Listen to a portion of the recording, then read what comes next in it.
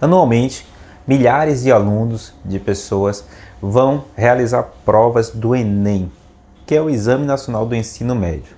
Mas o que é que esse exame, o que é que essa prova tem a ver com a hematologia? Tem mais coisas do que você imagina. E é exatamente sobre isso que vamos ver no vídeo que inicia agora.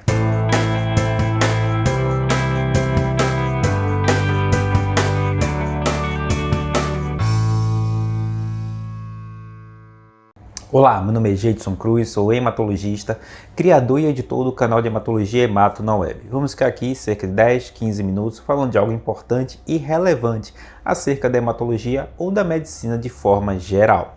Hoje vamos falar de algo que é muito interessante, que é o Enem. Isso mesmo, aquela prova que milhares de alunos do Brasil vão fazer anualmente com o propósito, entre outras coisas, de obter a vaga na tão sonhada universidade. E exatamente sobre a hematologia que cai no Enem que vamos ver no vídeo que inicia agora. Com esse propósito, eu separei algumas questões de temas que têm a ver diretamente ou indiretamente com hematologia e que pode enriquecer o seu conteúdo de forma bem simplificada para que você enriqueça o seu conhecimento e quem sabe até ajude na realização das provas. Vamos acompanhar então essa trajetória? Antes de prosseguir, eu gostaria primeiro de agradecer a todos vocês que têm feito com que o canal tenha crescido.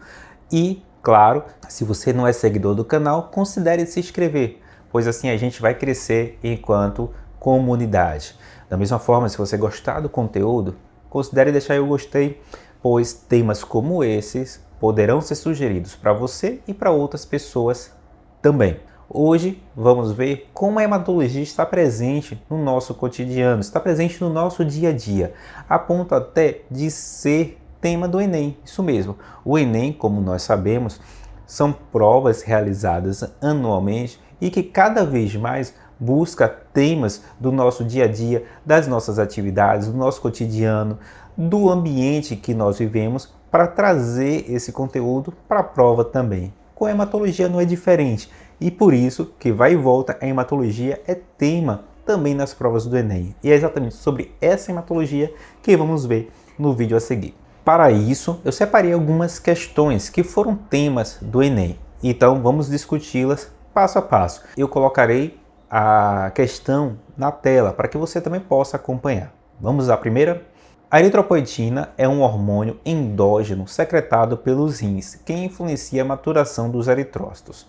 Suas formas recombinantes, sintetizadas em laboratório, têm sido usadas por alguns atletas em esportes de resistência na busca por melhores resultados.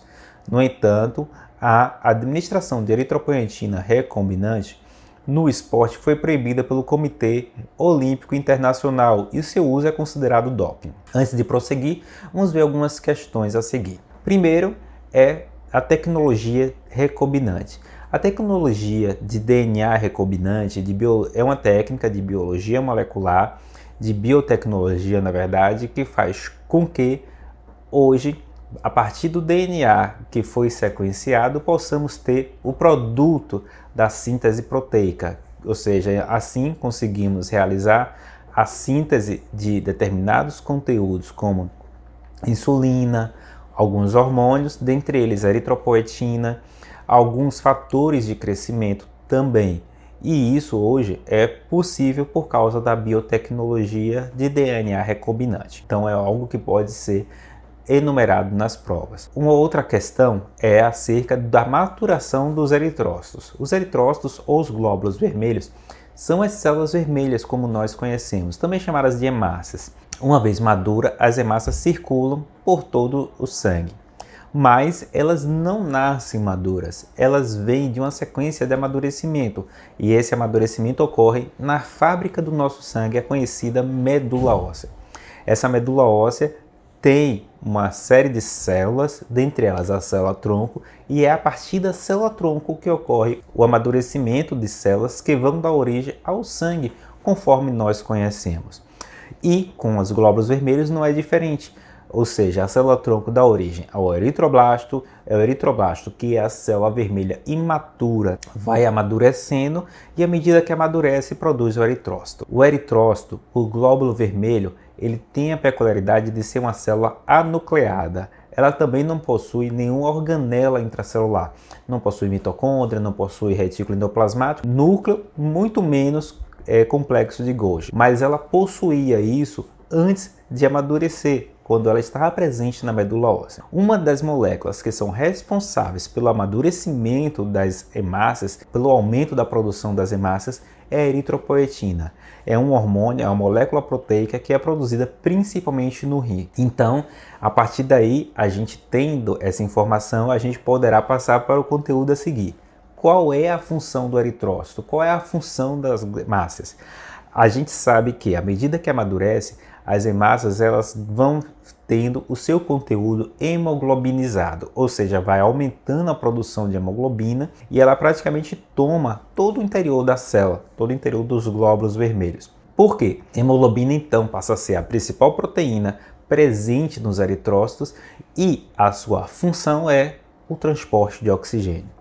É uma molécula que tem ferro na sua composição e esse ferro é um dos principais elementos que fazem com que a função de oxirredução, transporte de oxigênio. Então aí está a chave para a nossa resposta, a resposta para a nossa questão. Então, respondendo à questão, uma influência que esse doping poderá exercer na melhoria da capacidade física desses atletas está relacionada ao transporte de oxigênio, que é a principal função das hemácias, que é a letra C. Pois o oxigênio para o aumento da produção de ATP. O oxigênio ele é importante para a respiração celular, que por sua vez é o mecanismo-chave de produção de energia da célula. E a moeda dessa energia na célula chama-se ATP. E a hemácia é, por meio da molécula que está no seu interior, que é a hemoglobina, a responsável pelo transporte desse oxigênio. Se você tem uma molécula que é capaz de estimular um aumento da produção de hemácias,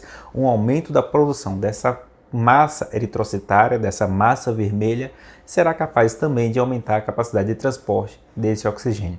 Daí ser considerado doping pelo Comitê Olímpico Internacional. Vamos para a questão a seguir? Uma idosa residente em uma cidade do interior do país foi levada ao hospital por sua neta. Ao examiná-la, o médico verificou que a senhora apresentava um quadro crônico de edema linfático nos membros inferiores e nos seios, concluindo ser um caso de elefantíase ou filariose linfática. Preocupada com a possibilidade de adquirir a mesma doença, a neta perguntou ao médico como era possível prevenir.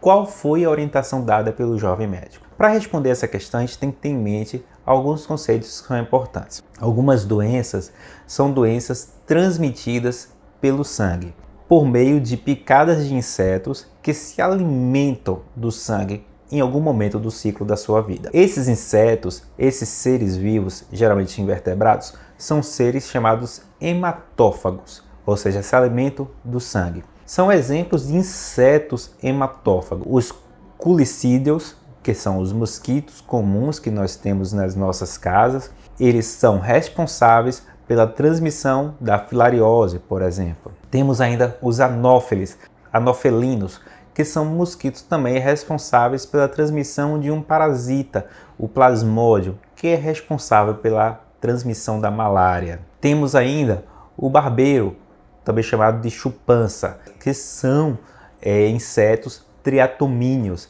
que por sua vez transmite um parasita chamado Trypanosoma cruzi, que é responsável pela doença de Chagas, que foi descoberta inclusive pelo brasileiro Carlos Chagas. Um outro inseto de relevância clínica são os chamados mosquitos palha, bastante importante, pois são responsáveis pela transmissão da leishmaniose, também chamada popularmente de calazar. A leishmaniose é uma doença infectoparasitária transmitida ao ser humano por esse inseto, que, por sua vez, transmite um protozoário do gênero Leishmania, que pode levar a complicações graves, inclusive a morte, se não for devidamente reconhecida e tratada. Então, a gente conhecendo o papel desses insetos, a gente conhecerá como prevenir a doença filariose, a vista que ela é transmitida pela picada do mosquito culicídeo. Dentre eles, a gente pode citar uma espécie chamada Culex quinquefaciatus, que é uma espécie que pode transmitir a filariose linfática. Assim, para prevenir, a pessoa deve usar repelentes e telas em janelas, já que a doença é transmitida por mosquito. E essa é a resposta da questão. As demais respostas não fazem nenhum sentido, já que não é evitar nadar em rio, porque não é esse mecanismo de transmissão da doença, não é evitar o contato com animais zoológicos, não é uma zoonose, é realizar exames médicos periódicos para detectar precocemente a doença, não é uma doença não transmissível, a filariose é uma doença transmissível, então não adianta exames de rastreamento. Manter uma dieta balanceada e prática regular de atividades físicas também não faz sentido, porque não é uma doença crônica, não é uma doença que é prevenível por meio da atividade física. Então, a resposta correta para essa questão seria a letra A. Vamos então dar continuidade às nossas questões que têm a hematologia diretamente ou indiretamente relacionada e que foram temas relevantes a ponto de cair no Enem. Vamos lá? A próxima questão também envolve o conhecimento acerca dos insetos conhecidos como hematófagos, que são aqueles insetos que em algum momento do seu ciclo de vida se alimentam com sangue. E a partir daí, ou seja, a partir dessa alimentação com sangue, pode transmitir parasitas que podem provocar doenças em seres humanos. A doença de Chagas afeta mais de 8 milhões de brasileiros, sendo comum em áreas rurais. É uma doença causada pelo protozoário Trypanosoma cruzi, que inclusive foi descoberta pelo brasileiro Carlos Chagas, e transmitida por insetos conhecidos como barbeiros ou chupanças. Ou ainda pode ser que, em alguma questão, ele venha como nome de Triatominium. Uma ação do homem sobre o meio ambiente que tem contribuído para o aumento dessa doença é...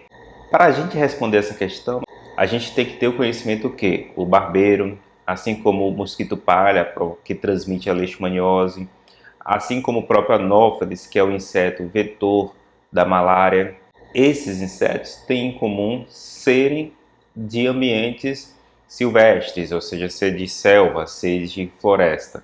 À medida que nós avançamos com a urbanização, levamos desmatamento ou ainda construímos condomínios em áreas florestais, então o ser humano está invadindo o habitat desses seres e, em consequência disso, há um maior contato desses seres, desses insetos, com os seres humanos e aí o maior risco de transmissão de doença. Dessa forma, a resposta tem que ter algo relacionado com essa invasão do ambiente silvestre pelos seres humanos, desmatamento ou algo assim.